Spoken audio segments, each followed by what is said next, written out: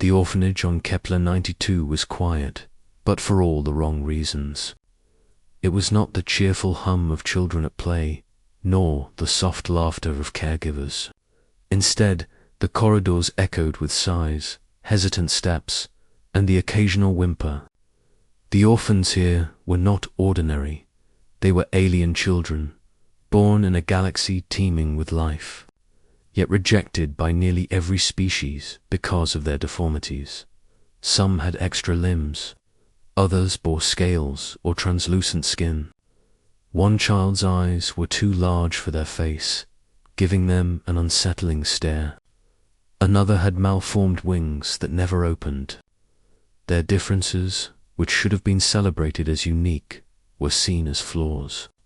The galaxy's Interspecies Council had deemed them imperfect, unfit for integration, unworthy of care, and thus sent to this facility on a remote asteroid. Left to await their uncertain fate, the humans were different. On other worlds, humans were scarce, often treated as fragile or inefficient. But there was one human who had arrived at the orphanage, not out of duty, but curiosity and compassion. His name was Dr. Elias Hart, a psychologist and a volunteer for Galactic Orphan Initiatives. Elias had seen many worlds, many species, and many horrors, but nothing had prepared him for the first sight of these children. They didn't look like the perfect specimens the Council wanted, and yet there was something in their eyes that spoke of resilience, of hope, and of a quiet, aching loneliness. He knelt beside a small creature whose skin shimmered like molten silver. Its arms were too long, fingers bending in unnatural angles. The child flinched at first, then stared at Elias with a fragile curiosity. "Hello," Elias said softly, his voice barely above a whisper. "I'm Elias. Can I sit with you?" The child tilted its head, wary. No one had ever spoken to them like a person, rather than a project, an experiment, or a failure. "I like your hands," Elias added, after a moment. "They're special. Can you show me what you can do?" The child hesitated, then slowly extended its hands, moving them in ways that created shapes of light in the air, something the humans would call art. Elias' heart clenched. Here was beauty, hidden under layers of fear and rejection. Day after day, Elias returned. He spoke gently, listened patiently, and encouraged the children to express themselves. Others watched in disbelief.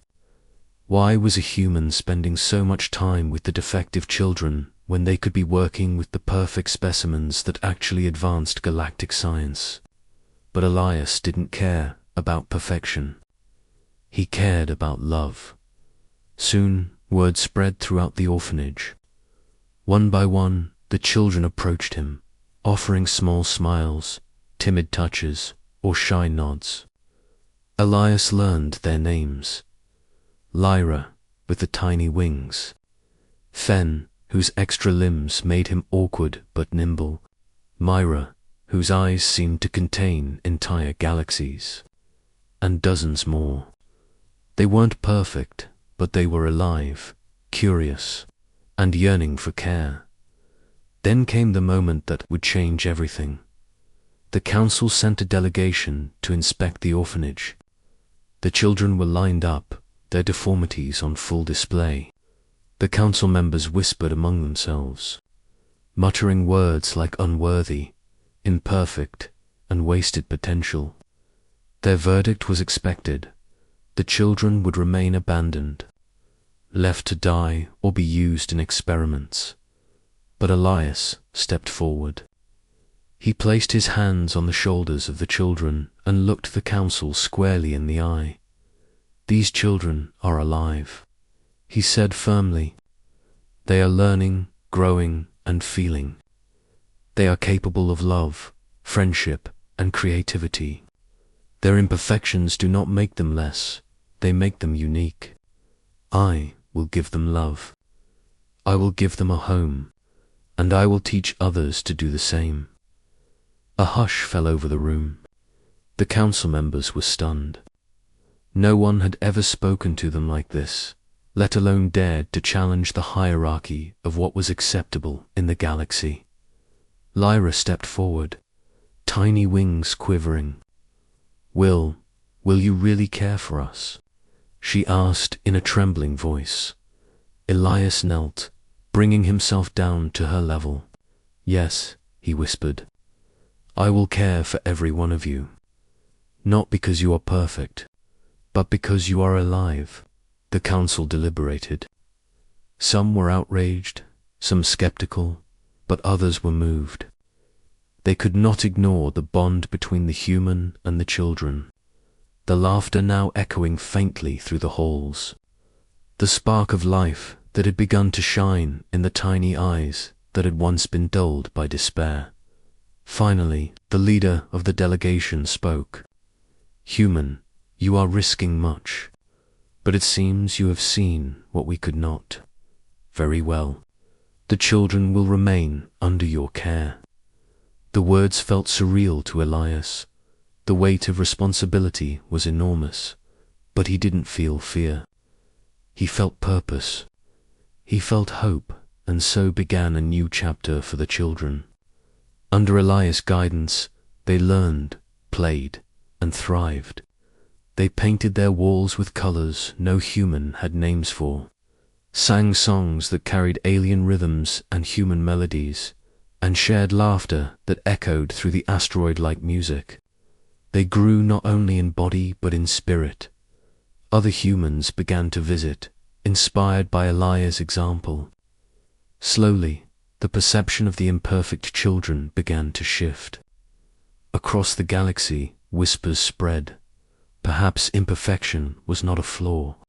Perhaps love was the greatest measure of worth. Lyra, Fen, Myra, and all the children blossomed into beings of incredible creativity, courage, and intelligence. And at the center of it all was the human who had dared to whisper the words that changed their lives. "I will give them love." The galaxy would never be the same. Not because the children had changed, they had always been remarkable, but because someone had finally seen them, fully, without fear or judgment. And in seeing them, the galaxy learned the most human lesson of all, that love is not measured in perfection, but in the courage to care for those who need it most. Elias often sat in the garden with Lyra perched on his shoulder, Fen climbing his arms, and Mira leaning close to hear his voice. "We are a family," he would tell them. "Not because we are perfect, but because we chose to love one another." And in that choice, they found a strength far greater than any council decree, any law, or any expectation. They had found home, not a place, but a bond, a sanctuary of care and acceptance. And the galaxy, for all its wars and wonders, had never witnessed anything so powerful as a human whispering those words that could change everything. Asterisk.